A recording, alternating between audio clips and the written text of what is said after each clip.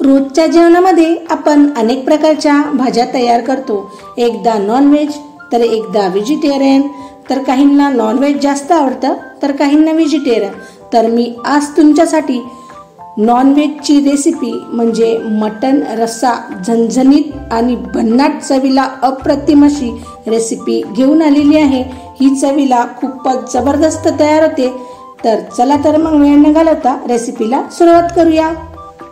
सर्वात अगोदर मी इथे अर्धा किलो मटण घेतलेले आहे आणि त्याला स्वच्छ असे 4 ते 5 पाण्याने धुवून घेतलेले आहे आणि बारीक त्याचे पीसही करून घेतलेले आहेत. तर अशा पद्धतीने मी हे घेतलेले आहे.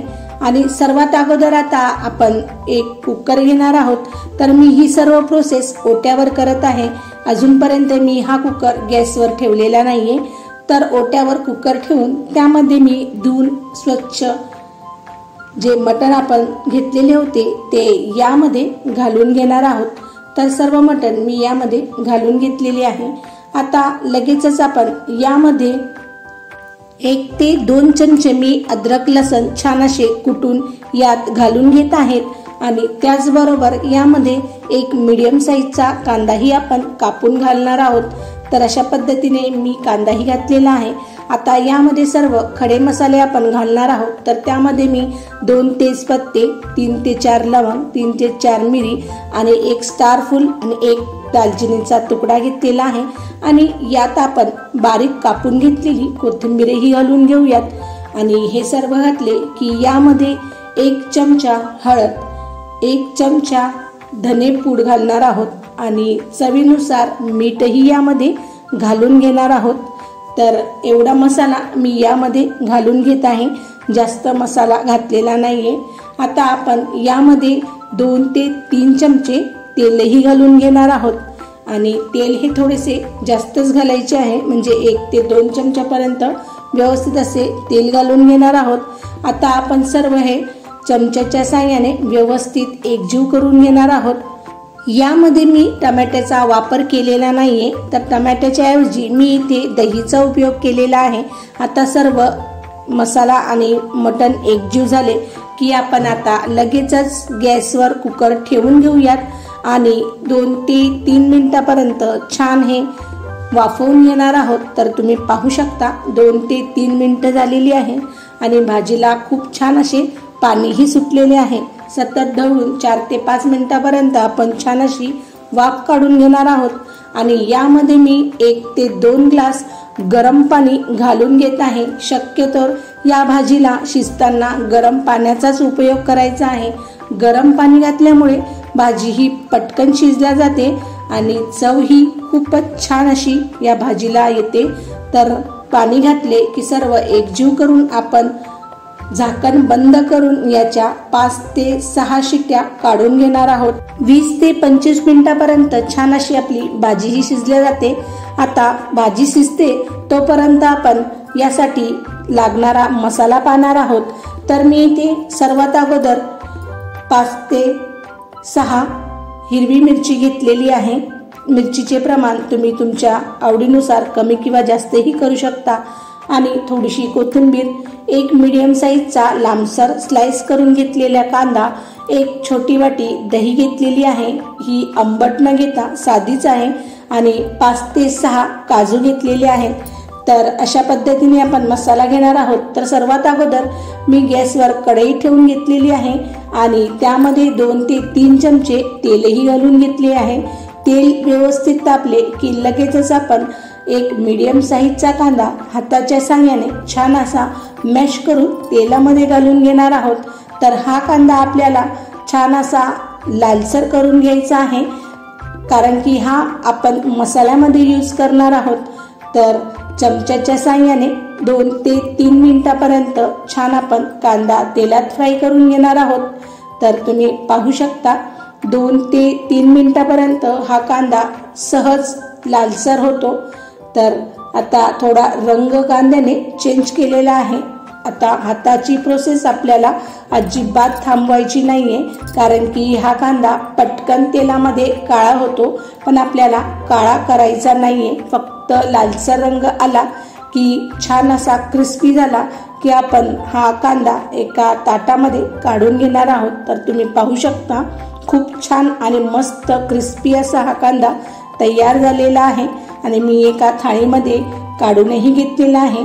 सर्व कांदा व्यवस्थितपणे आपण थंड करून घेणार आहोत आणि आता आपण एका मिक्सरच्या भांड्याचा उपयोग करणार आहोत. तर त्यासाठी मी अशा छोट्या मिक्सरच्या भांड्याचा उपयोग केलेला आहे. आता यामध्ये आपण फ्राय करून घेतलेले कांदे घालून घेणार आहोत आणि लगेचच आपण यामध्ये हिरवी मिरचीही घालून घेऊयात. हिरवी मिरची घातली की काजूही यामध्ये 5 ते 6 घालून घेणार आहोत आणि लगेचच आपण यामध्ये कोथिंबीरही घालून घेणार आहोत. यामध्ये कोथिंबीर थोडीशीच घालायची आहे, जास्त कोथिंबीरचा वापर करायचा नाहीये.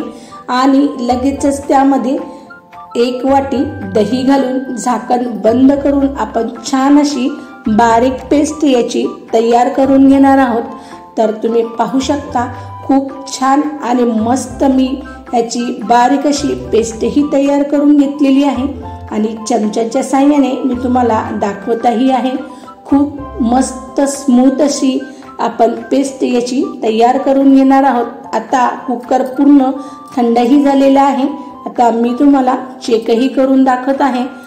तुम्ही पाहू शकता मी या भाजी शिजवायच्या वेळेस जास्त पाणी घातलेले नाहीये आणि आता चमच्याच्या साहाय्याने मी तुम्हाला पीसही दाखवत आहे.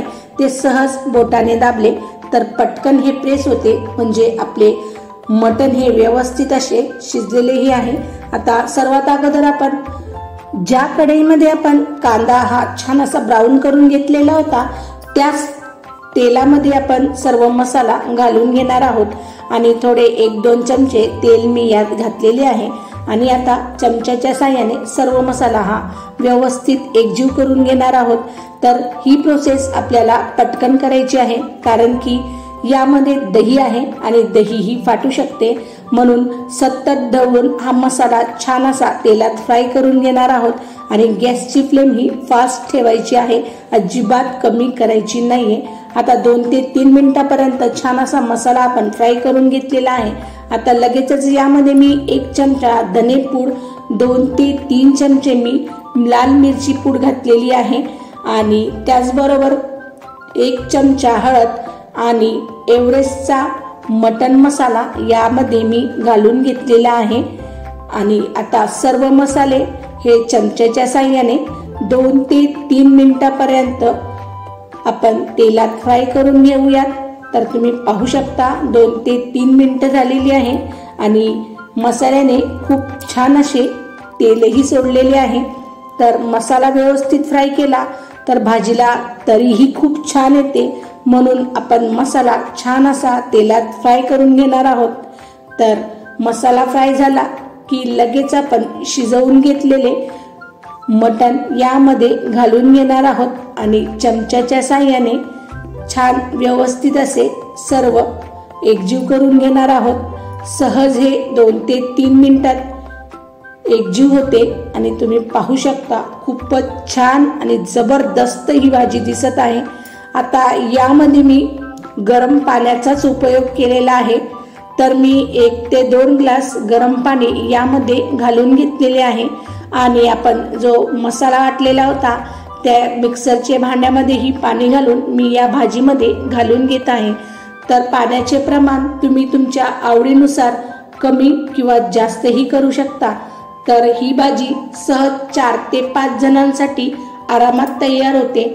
आता पाणी घातले की लगेचच आपण यामध्ये चवीनुसार मीठही घालून घेऊयात आणि चमच्याच्या साहाय्याने सर्व भाजी एकजीव अशी करून घेणार आहोत. आणि तुम्ही पाहू शकता भाजीला खूपच जबरदस्त असा रंगही आलेला आहे. आता गॅसची फ्लेम ही आपण मीडियम ठेवून घेणार आहोत आणि झाकण न ठेवता 5 ते 10 मिनिटापर्यंत आपण छान भाजीला उकळी काढून घेणार आहोत. 5 ते 10 मिनिटं झालेली आहेत आणि छान अशी आपली भाजीला उकळीही फुटलेली आहे. आता ही भाजीला आपण उकळी फुटल्यानंतर त्यामध्ये 1 चमचा मी कसुरी मेथी घालून घेत आहे आणि कसुरी मेथी घातल्यामुळे भाजीला खूप छान अशी चव येते आणि भाजी अप्रतिम अशी तयार होते. आणि हो, ही भाजी तयार करताना कधीही सुरुवातीला भाजी ही शिजवूनच नंतरच ही भाजी मसाल्यामध्ये वगार करा. असं केल्यामुळे या भाजीला जास्त वेळही लागत नाही आणि कमी वेळात झटपट ही रेसिपी बनून तयारही होते. तयार आहे आपली खूपच जबरदस्त, झणझणीत आणि अप्रतिम चवीला अशी मटणाच्या रस्स्याची रेसिपी. तर खूपच झटपट ही रेसिपी तयार होते. आणि आता गॅस बंद करूनही मी तुम्हाला दाखवत आहे. तुम्ही त्याचा रंगही पाहू शकता. खूप सुरेख भाजीला रंगही आलेला आहे आणि चवीला तर अप्रतिम अशी तयार झालेली आहे. आता मी ही भाजी तुम्हाला सर्व करून दाखवत आहे. तर मी ही भाजी गरमागरम पोळी सोबत आणि जीरा राईस सोबत सर्व केलेला आहे. ही भाजी तुम्ही बाजरीच्या भाकरी किंवा तांदूळाच्या भाकरी सोबतही एन्जॉय करू शकता. खूपच झटपट होणारी रेसिपी आहे आणि बघताच तोंडाला पाणी येईल अशी ही रेसिपी तयार होते. या अगोदर मी चॅनलला 2 ते 3 मटणाच्या भाज्या आणि कोणतेही वाटण न वाटता चिकनची रेसिपीही टाकलेली आहे. त्या तुम्ही नक्की पहा आणि जर पाहिलं नसेल तर मी त्याची लिंक डिस्क्रिप्शन बॉक्समध्ये देत आहे. मग कशी वाटली तुम्हाला ही रेसिपी आवडल्यास आपल्या मित्रमैत्रिणी आणि परिवारांसोबत नक्की शेअर करा. अशाच सोप्या पद्धतीने तुम्ही ही रेसिपी नक्की ट्राय करा आणि कशी झाली ते मला कमेंट्समध्ये नक्की कळवा. अशाच नवनवीन आणि झणझणीत रेसिपी पाहण्यासाठी व्हिडिओला लाईक, शेअर आणि सबस्क्राईब करायला मात्र विसरू नका. धन्यवाद. Thanks for full watching.